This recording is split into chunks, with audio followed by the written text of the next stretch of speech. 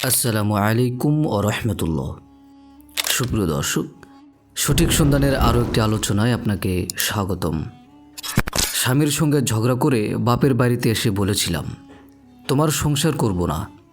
স্বামী তখন নির্বাক হয়ে শুধু চেয়েছিল। বাড়িতে পৌঁছাতে ভাইয়া প্রশ্ন করল, কি ব্যাপার আয়শা, তুই হঠাৎ বাড়িতে? আয়শা বলল, কেন, আমি কি আসতে পারি না, নাকি আসা নিষেধ?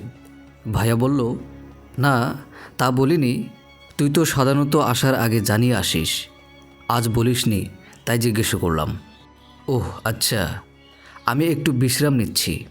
ভাইয়া তখন বলল, ঠিক আছে, তুই বিশ্রাম কর, আমি বাজার থেকে কিছু নিয়ে আসি। এমন মুহূর্তে ভাবি বলে উঠল, বাহ, দরদ দেখে উতলে পড়ছে বোনের জন্য। আমার বাবা মা এলে বাজারে যাওয়ার নামগন্ধ থাকে না, আর বোন বাড়িতে আসতেই বাজারে চলে যাচ্ছে। বলছি, পকেটের টাকা আছে তো, নাকি বাচ্চার স্কুলের টাকা নিয়ে যাচ্ছ? ভাবির এমন কথায় ভাইয়া বলল, আরে এমন করে বলছো কেন, বুঝলাম না। তোমাকে বাজারে যেতে হবে না, বাসায় যা আছে আয়শাও সেটাই খাবে, ওই টাকাটা নষ্ট করো না। ভাবির মুখে এসব কথা শুনে আমি কিছু বলবো কি ভেবে পাচ্ছিলাম না। পৃথিবীতে এই ভাইয়াটি ছাড়া আর কেউ নেই আমার, বাবা মা অনেক আগেই মারা গেছেন। আয়শা বলল, ভাইয়া থাক, বাজারে যেও না, আমি থাকার জন্য আসিনি, এদিকে যাচ্ছিলাম, তাই ভাবলাম তোমাদের সাথে দেখা করে যাই। এখন তো দেখা হয়ে গেল, আমি চলে যাচ্ছি। ভাইয়া বলল, মানে এখনই যাবি? হ্যাঁ ভাইয়া, এখনই যেতে হবে। আচ্ছা ভাবি, ভালো থাকবেন, সময় পেলে আমার বাড়িতে আসবেন ঘুরতে। এরপর আর একটি কথাও না বলে সোজা স্বামীর বাড়িতে চলে এলাম। স্বামী আমাকে দেখে মিটমিট করে হাসছে। হাসার কিছু নেই, ভালোবাসি বলেই ফিরে এসেছি।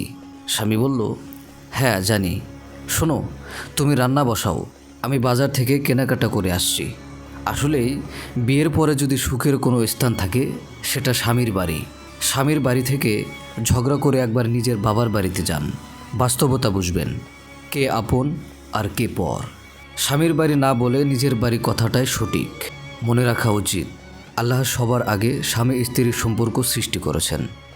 সুপ্রিয় দর্শক, আপনি যদি এরকম ইসলামিকমূলক ভিডিও আরও পেতে চান, তাহলে আমাদের চ্যানেলটি সাবস্ক্রাইব করে পাশে থাকা বেল আইকনটিতে প্রেস করে দিন। নতুন ভিডিও আসা পর্যন্ত সবাই সুস্থ থাকুন।